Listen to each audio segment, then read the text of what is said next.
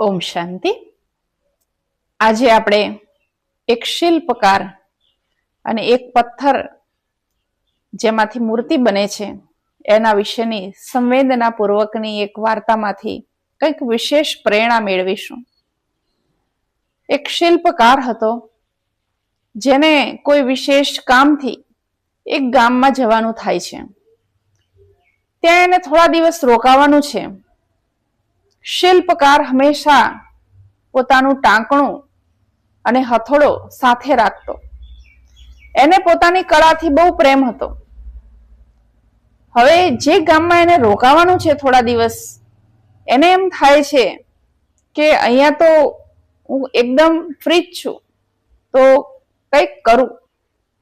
એક પથ્થર લાવી અને એ એક મૂર્તિ બનાવવાનું ચાલુ કરે છે. મૂર્તિને સરસ આકાર આપવા માટે એ ટાંકણું અને હથોડાનો ઉપયોગ કરે છે. જેમ જેમ ટાંકણું મારતો જાય એમ એમ મૂર્તિમાં ઘાટ ઘડાતો જાય છે. હજુ થોડોક જ ઘાટ ઘડાવવાનો ચાલુ થયો છે ત્યાં એના પથ્થરમાંથી અવાજ આવે છે. ખરેખર પથ્થર બોલી ન શકે, પરંતુ આ એક સંવેદનાની વાત છે કે પથ્થર કહી રહ્યો છે મૂર્તિકારને કે મને મારશો નહીં, મને કષ્ટ થાય છે, હું સહન નથી કરી શકતો. મૂર્તિકાર એને સમજાવે છે કે જો તું આ અત્યારે ઘા સહન કરીશ તો તું ભવિષ્યમાં પૂજનીય બની જઈશ, લોકો તારી પૂજા કરશે. પરંતુ એ પથ્થર જે છે એ થોડી વારમાં ફરી પાછો કહે છે કે હવે હું સહન નહીં કરી શકું. મૂર્તિકાર ફરી એને સમજાવે છે. 2-3 વાર આવું ચાલે છે. પછી મૂર્તિકાર વિચારે છે કે હવે આને છોડી દો. એ પથ્થરને છોડી દે છે અને પછી બીજો પથ્થર શોધે છે. બીજો એક સુંદર પથ્થર શોધીને લાવે છે જેમાંથી મૂર્તિ બનાવી શકાય, અને એ પથ્થર પર પોતાની કળા મૂર્તિ બનાવવાનું ચાલુ કરે છે. હવે જ્યારે આ પથ્થરમાંથી મૂર્તિ બનવાનું ચાલુ થાય છે તો ફરીથી મૂર્તિકારને એ અવાજ સંભળાય છે કે મને કષ્ટ થાય છે, મને ટાંકણું મારશો નહીં. મૂર્તિકાર એ પથ્થરને સમજાવે છે કે જો આ ટાંકણાથી જ હું તને એક ઘાટ આપવાનો છું, અને જે દેવી ઘાટ હું તને આપીશ એનાથી જ લોકો તારી પૂજા કરવાના છે. એ ખૂબ સરસ રીતે પથ્થરને સમજાવે છે અને પથ્થર સમજી જાય છે. એ મૂર્તિકાર એ ઘાટ આપવાનું ચાલુ કરે છે પથ્થરને, અને એક સુંદર મૂર્તિ તૈયાર થઈ જાય છે. હવે આ જે સુંદર મૂર્તિ છે એ મૂર્તિકાર બીજા ગામનો છે. એ વિચારે છે કે આ ગામમાં જ ક્યાંક નાનકડી દેરી હોય કે ત્યાં આને હું મૂકી દઉં. તો એ ગામમાં એક નાનકડું ઝાડ છે, અને ઝાડની નીચે એક પથ્થર જેવું જ છે, કંઈક દેરા જેવું, ત્યાં આગળ એ મૂર્તિને મૂકી દે છે કે લોકો દીવો કરી જાય, કંઈક માનતા માની જાય. એવી નાનકડી સ્વરૂપમાં એની પૂજા ચાલુ થાય છે. હવે આ વાતને વર્ષો વીતી જાય છે. મૂર્તિકાર તો જે ગામથી આવ્યો છે ત્યાં પાછો જતો રહે છે. ઘણા વર્ષો પછી ફરીથી એને આ ગામમાં આવવાનું થાય છે, અને આ ગામમાં જ્યારે એને આવવાનું થાય છે ત્યારે એને યાદ આવે છે કે મેં વર્ષો પહેલા એક મૂર્તિ બનાવી હતી, અને એ મૂર્તિ એક નાનકડા સ્થાનમાં મેં મૂકી હતી. હું જોતો આવું કે મૂર્તિની લોકો પૂજા પાઠ કરે છે કે નહીં. મૂર્તિકારે જઈને જોયું એ સ્થાન પર, તો પહેલા તો મૂર્તિકાર સમજી ગયો કે આ જગ્યા કદાચ આ નહીં હોય, કારણ કે ત્યાં તો એક ભવ્ય મંદિર હતું જ્યાં એને નાનકડી મૂર્તિ મૂકી હતી. પછી એને વિચાર્યું કે પૂછી લો આસપાસના લોકોને. એને પૂછ્યું કે ભાઈ અહીંયા તો એક નાનકડી દેરી હતી, આ મંદિર આટલું મોટું ભવ્ય. ત્યાંના સ્થાનિક લોકોએ એને કહ્યું કે અહીંયા જે પણ માનતા રાખતા એમની પૂરી થતી, અને એક ભાવિક ભક્તની માનતા પૂરી થઈ અને આ ભવ્ય મંદિરનું નિર્માણ થયું. અને આજે બધા ખૂબ સુંદર અહીંયા પૂજા પાઠ કરે છે અને પોતાની ઈચ્છાઓ એ મૂર્તિ સમક્ષ રાખે છે અને એમની ઈચ્છાઓ પૂર્ણ થાય છે. જ્યારે આવું કહે છે ત્યારે મૂર્તિકારને બહુ નવાઈ લાગે છે કે અરે વાહ, આટલી સુંદર મૂર્તિ જે મેં બનાવી હતી એનો ખરેખર આટલો બધો ભવ્ય પૂજા પાઠ આરતી અને એ બધું જોઈને મૂર્તિકારને ખુશી થાય છે. એ વિચારે છે કે હું પણ મંદિરમાં જઈ અને મૂર્તિના દર્શન કરી લઉં. પોતાની બનાવેલી મૂર્તિ એને એમ થાય છે કે હવે ભગવાનના સ્વરૂપમાં છે, એની પ્રાણ પ્રતિષ્ઠા થઈ ગઈ છે, તો હું એના દર્શન કરી આવું. જેવો મૂર્તિકાર મંદિરમાં જવા જાય છે એને રડવાનો અવાજ આવે છે, કોઈક રડી રહ્યું છે એવું લાગે છે. તો એ આજુબાજુમાં જોવે છે તો એક પથ્થર પડેલો છે જે થોડોક મૂર્તિના સ્વરૂપે છે, બાકી પથ્થર છે. હવે આ એ જ પથ્થર છે જેને વર્ષો પહેલા એને મૂર્તિ બનાવવાનું ચાલુ કર્યું હતું અને એ પથ્થરે ના પાડી દીધી હતી કે હું હવે સહન નહીં કરી શકું, મારું કાર્ય નથી, મારાથી હવે સહન નહીં થાય.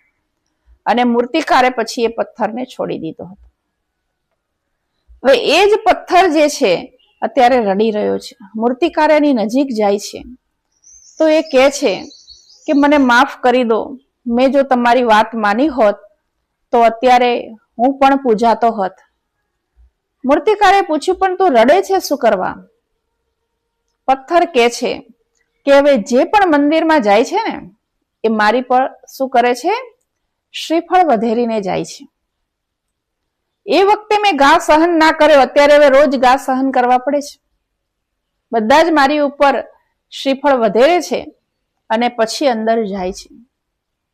જેમ કોઈ પણ મંદિરમાં આપણે જઈએ ને તો બાર લોકો શ્રીફળ વધેરતા હોય, પછી મંદિરમાં જતા હોય, તો એ જે અધૂરી મૂર્તિ બનેલી હતી એ પથ્થર બહાર પડ્યો તો લોકો પથ્થરના સહારે શ્રીફળ વધેરતા હોય તો એ પથ્થર ઉપર શ્રીફળ વધેરતા હતા, જેના કારણે એ પથ્થર રડી રહ્યો હતો. મૂર્તિકાર અંદર જાય છે પેલી મૂર્તિના દર્શન કરવા માટે, જે એકદમ ભવ્ય અને દિવ્ય લાગે છે. એ ભવ્ય અને દિવ્ય મૂર્તિની સમક્ષ મૂર્તિકાર પોતાનું શીશ નમાવે છે. ત્યાં એને મૂર્તિમાંથી અવાજ આવે છે કે હે શિલ્પકાર, તે મને આટલો સુંદર ઘાટ આપ્યો અને મારામાં જે દિવ્યતાના ગુણ ભર્યા, જેના કારણે લોકો આજે મારી પૂજા કરી રહ્યા છે, તારો ખૂબ ખૂબ ધન્યવાદ. મૂર્તિકાર જે શિલ્પકાર છે એ કહે છે કે મેં તો ઘાટ આપ્યો, પરંતુ એમાં તમારી પણ કંઈક વિશેષ ભૂમિકા છે. તમે જો એ ગાને સહન ન કર્યા હોત તો આજે તમે આવા દિવ્ય સ્વરૂપમાં અહીંયા વિરાજિત ન હોત. આ વાર્તા ઉપરથી કંઈક સમજવાનું છે કે જ્યારે પણ કોઈ વ્યક્તિ અથવા તો કોઈ પણ જેને કહીએ કે વિશેષ ભૂમિકામાં વ્યક્તિ આવવું છે, ત્યારે ડાયરેક્ટ એ વ્યક્તિ એ સ્થાન પર નથી પહોંચી જતો. ઘણા વ્યક્તિઓ કોઈ વિશેષ વ્યક્તિઓને જોઈને એવું કહેતા હોય છે કે આનું તો નસીબ બહુ સારું છે, આને તો બધું સરળતાથી પ્રાપ્ત થઈ ગયું છે. પરંતુ એના સંઘર્ષનો સમય જે છે એ વ્યક્તિ નથી જોયો હોતો. કોઈ પણ વ્યક્તિ જ્યારે કંઈક સહન કરે છે, કંઈક શીખે છે, કંઈક સામનો કરે છે પરિસ્થિતિનો, ત્યારે જે વિશેષ બને છે. તો આ બે પથ્થર ઉપરથી એક પ્રેરણાદાયી વાત આપણને શીખવા મળે છે કે જોવામાં પથ્થર છે, પરંતુ જ્યારે એ પથ્થરનો ઘાટ એક દિવ્ય મૂર્તિ સ્વરૂપે થઈ જાય ત્યારે એ પણ પૂજા યોગ્ય બની જાય છે. તો મનુષ્ય જો દિવ્યતાથી ભરપૂર થાય તો નરમાંથી નારાયણ અને નારીમાંથી લક્ષ્મી કેમ ના બની શકે? આપણા શાસ્ત્રોમાં પણ લખેલું છે કે નર એવી કરણી કરે તો નારાયણ બને અને નારી એવી કરણી કરે તો લક્ષ્મી સમાન બને. પરંતુ આજે એ દિવ્ય ગુણ કોઈ વ્યક્તિમાં દેખાતા નથી. એટલે વ્યક્તિ વિચારે છે કે આપણે આવા તો કેવી રીતે બની શકીએ, આવું તો શક્ય જ નથી. અને એટલા માટે એ દિશામાં પ્રયાણ કરવાનું જ નથી વિચારતા. પરમાત્મા કહે છે કે હું શિલ્પકાર છું અને તમને બધાને ઘડી રહ્યો છું. તમારામાંથી મૂર્તિ બનાવવા માટે અત્યારે હું આવી ગયો છું. તમને બધાને ટાંકણાના ઘા લાગી રહ્યા છે. ટાંકણાના ઘા એટલે આવનારી દરેક પરિસ્થિતિ. પરંતુ એ પરિસ્થિતિનો જો આપણે સામનો કરીએ, પરિસ્થિતિને જો સહન કરીએ, એ પરિસ્થિતિમાંથી કંઈક શીખીએ આપણે, તો આપણે વિશેષ બની શકીએ. જેમ પહેલા પથ્થરે કહી દીધું કે હવે હું તો સહન કરી શકવાનો નથી, એને સ્પષ્ટ ના પાડી દીધી. મૂર્તિકારે એને 2-4 વાર સમજાવ્યો કે જો તું સહન કરીશ તો તું પૂજનીય બનીશ. પરંતુ એને શું કહ્યું કે હવે હું સહન ના કરી શકું, મારામાં શક્તિ નથી સહન કરવાની. અને એણે સહન કરવાનું બંધ કરી દીધું. એણે એ વખતે જો સહન કર્યું હોત તો એ પૂજનીય બની જાત. એણે એ વખતે સહન ન કર્યું એટલે શું થયું? હવે એને જીવનભર સહન કરવાનું છે. સમય પર વ્યક્તિ સહન કરે તો દિવ્ય ને પૂજ્ય બની જાય. પરંતુ જો સમય પર સહન ન કરે તો એ વ્યક્તિ હંમેશ માટે દુખી અને નિરાશ રહે છે. તો યોગ્ય તક જ્યારે આવે ત્યારે એને સમજવી બહુ જરૂરી છે. પરમાત્મા પણ કહે છે કે આ સૃષ્ટિનો અંતિમ સમય છે. ચારે બાજુ આપણે જોઈ રહ્યા છે, વિનાશનું વાતાવરણ જોઈ રહ્યા છે. એ તો બધાને ખબર જ છે. પરંતુ એ વિનાશ પછી શું? એ વિનાશ પછી એક એવી દેવી દુનિયા આવવાની છે જેને આપણે સતયુગ કહીએ છીએ. આજે પણ કોઈ શરીર છોડે તો આપણે કહીએ છીએ કે સ્વર્ગે ગયા. જો સ્વર્ગે ગયા તો એનો મતલબ આ નર્ક છે. તો આ નર્કમાંથી સ્વર્ગમાં જવાનું એટલે કોઈ બીજી દુનિયા નથી. પરમાત્મા કે છે આ સૃષ્ટિ પર જ એક એવી દિવ્ય દુનિયા આવવાની છે જેમાં દરેક મનુષ્ય જેણે દેવી ગુણ ધારણ કર્યા છે, પોતાના જીવનને પરિવર્તન કર્યું છે, એ સાક્ષાત દેવી સ્વરૂપે હશે. આજે પણ દીકરીને આપણે લક્ષ્મી કહીએ છીએ. ઘરમાં વહુ આવે તો પણ એને લક્ષ્મી કહે છે. કેમ એવું કહે છે? કારણ કે કોઈ સમય હતો જ્યારે નારી લક્ષ્મી સમાન હતી, નર નારાયણ સમાન હતા. આપણી સંસ્કૃતિ આપણને બતાવે છે કે આપણે જેવા દિવ્ય હતા, પરંતુ એ દિવ્યતાને આપણે ભૂલી ગયા છીએ. અને આજે વ્યક્તિને જે સરળ પડે એ રસ્તો પહેલા અપનાવે છે, જેમાં સહન ન કરવું પડે, જેમાં કોઈનું સાંભળવું ન પડે, એ રસ્તો વ્યક્તિ પહેલા પસંદ કરે છે. અને એ વ્યક્તિ જ્યારે એવું સરળ જીવન પસંદ કરે તો પેલા પથ્થર જેવી હાલત થાય છે પછી એની. જેમ પેલા પથ્થરે પહેલા સહન ન કર્યું તો પછી લોકો એની પર શ્રીફળ વધેરી રહ્યા છે. અત્યારે એને સહન કરવું પડે છે. અને પેલા પથ્થરે થોડુંક સહન કરી લીધું તો અત્યારે એને સહન નથી કરવાનું. અત્યારે લોકો શું કરી રહ્યા છે? પૂજા પાઠ આરતી અને એના દિવ્ય દર્શન કરી રહ્યા છે. તો આ વાર્તા આપણને કંઈક શીખવે છે. અહીંયા સ્થૂલ પથ્થરોનું ઉદાહરણ આપેલું છે.